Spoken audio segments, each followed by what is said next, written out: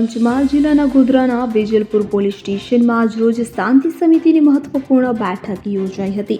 Police inspector MB મોઢવાડિયાની અધ્યક્ષતામાં યોજાયેલી આ બેઠકમાં વેજલપુર અને એરાલ ગામના મુસ્લિમ આગેવાનો ઉપસ્થિત રહ્યા હતા. આગામી 7 તારીખે ઉજવાનાર બકરી ઈદના તહેવારને લઈને આ બેઠકનું આયોજન કરવામાં આવ્યું હતું. પીઆઈ મોઢવાડિયાએ મુસ્લિમ આગેવાનો સાથે વિસ્તૃત ચર્ચા કરી હતી. તેમણે સર્વ ધર્મના લોકો સાથે મળીને તહેવારની ઉજવણી કરે તેવી અપીલ પણ કરી હતી.